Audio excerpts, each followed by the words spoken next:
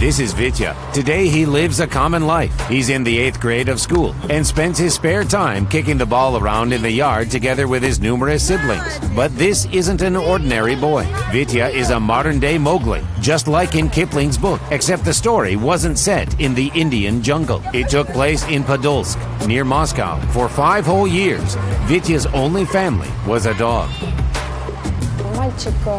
The boy was left by his mother, and he was brought up next to a dog, ate from one bowl with the dog, completely mimicked her behavior, barked, ran on all fours, which is why he has a muscle skeleton disorder.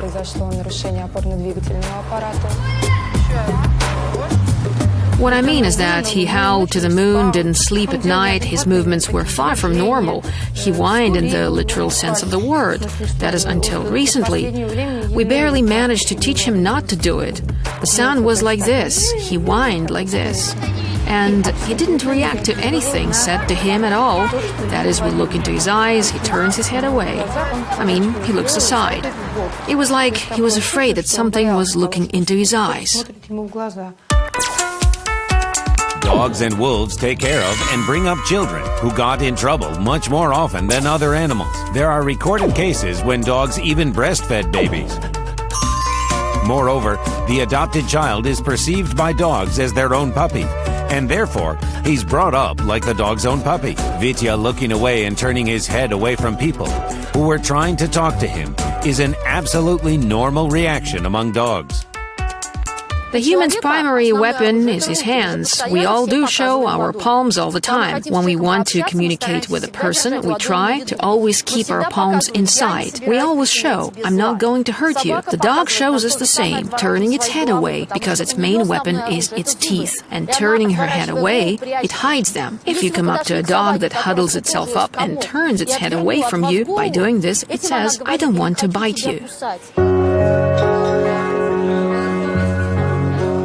The dog took the boy as her puppy to bring him up when he was 3 years old and spent 5 years with him. It took Vitya nearly 7 years of living in the family that adopted the boy to learn how to walk straight, eat with a spoon, to be comfortable to communicate with people, and, which is more important, to start talking. And this is literally a miracle. Happy endings, like in Kipling's book, when a child brought up by animals successfully returns to the human society, almost never happen in real life.